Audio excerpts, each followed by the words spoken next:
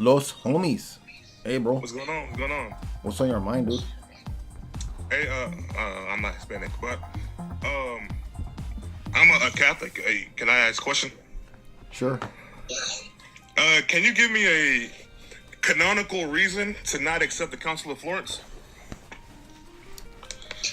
Yeah, the St. Mark of Go ahead. Ephesus and the bishopric of Ephesus and all the other bishops in the world didn't accept it. What do you mean by didn't accept it? Mean they rejected the teaching of it and the principles of union. How was ecumenical council binding or ecumenical? Let's start with that. How was the council ecumenical? At what era? Before or after the Pentarchy? I'll grant you pentarchy. So let's say an era of like Nicaea 2, of that era. Well, I don't have the same idea of what counts as ecumenical as a papist, so we have different. Okay, so what's your idea? Why don't you put a battery in that chirper first, if you want to debate? Oh, I'm a baker. It's my oven. Is that oven about to go off every 5 minutes too? No, it just finished preheating. Is it preheat? Is it preheat with a 9 volt? Anyways, I'm just joking, dude. So go ahead. Well, how do we know what an ecumenical council is? Yeah, that's my question to you. Well, again, what I'm saying is the Orthodox Church and the Catholic Church have different bases. So Yeah, I want to know that's yours your first. view. Well, mine is that when there's different criteria. One is that the patriarchates accept it. There's not always been 5 patriarchates. There've been 3 at some points. And then it has to also be accepted by the rest of the world. So there's actually an acceptance and a reception aspect to our theology, which yours doesn't have. Okay, so you hold to what is called the reception theology. I said there's an aspect of receptance that's involved. I didn't say it's only that. I said it's also part of it. But yours, No, yeah, that's part of you have that too, by the way, which is about the world accepting the papacy, by the way. Where one that's can I elected. learn about this reception theology? Is it in any of your catechisms About or what? anything about that? Learn about what?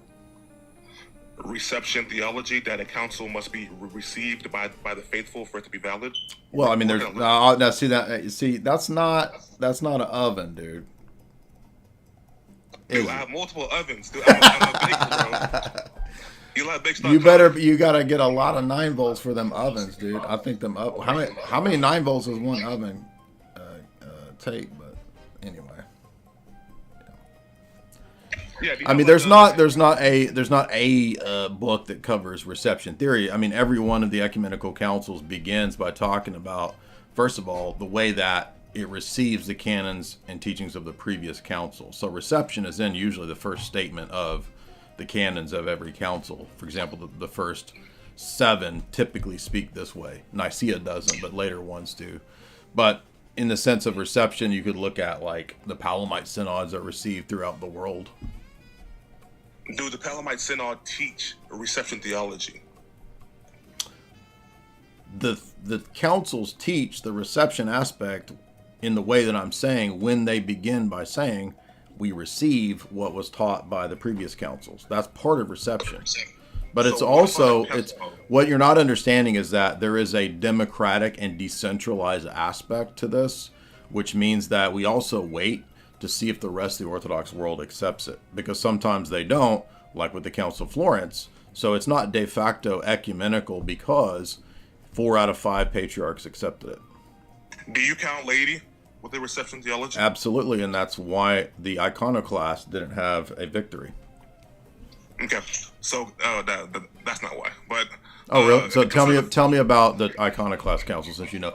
Why Yeah, wasn't the Council of Hieria. Yeah. The Council of Hieria. Not a single big dog, was present at the council, and by big dog I mean the Pentarchy, right? But Ecumenical.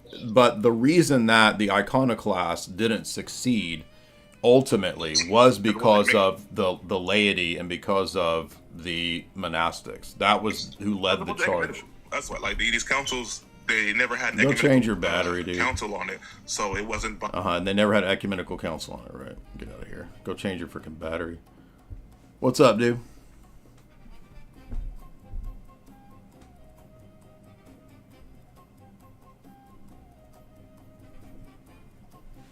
What's up?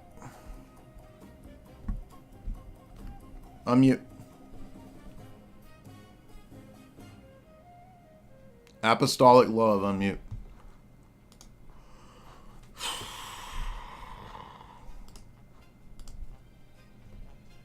All right, don't unmute.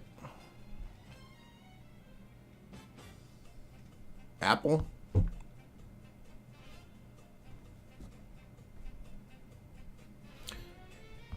I didn't get fried. Those arguments were so low tier, it was stupid, dude. You want to come back? I don't care.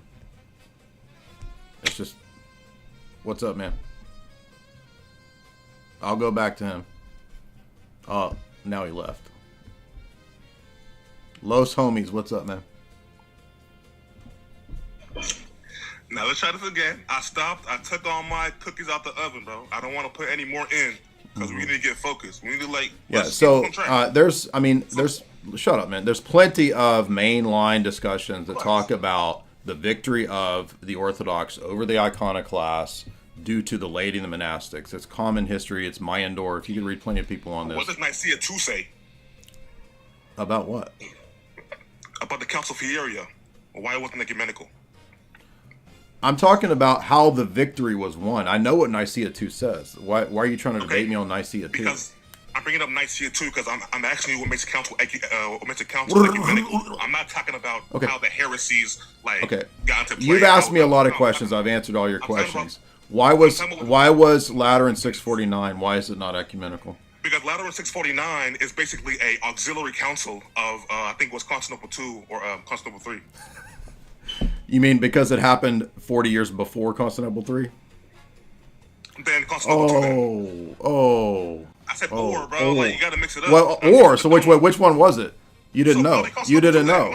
You didn't know. What are you doing?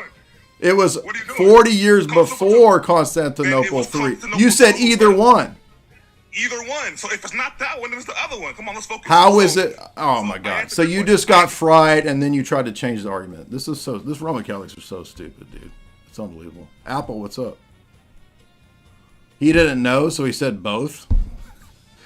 Oh, he wants to come back. You want to come back and try again, round 3? Come on, bro. This is your final chance. No, this is your final chance. We're going to talk about Vatican II and its contradictions. We're going to talk about Vatican II and the contradictions of Vatican I. You ready? We ain't talking about Vatican. We ain't talking about. All right, so you're not going to talk about what I want to talk. We talked about what. Go change your damn battery, dude. Good God. Why am I going to believe you about theology? You can't. You're too lazy to. You don't even know how to change batteries in that ceiling Chirper. Get out of here, dude. So you won't talk about what I want to talk about.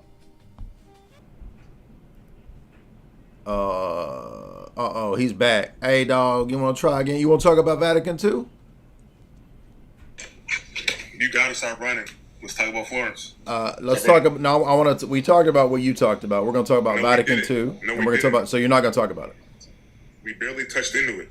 I told you my position on it, and then you started asking me questions about reception theory. You asked me about reception theory. Now I want to ask you about Vatican I and Vatican II. Are you ready? That's not our, so you're not going to do it. So you're scared.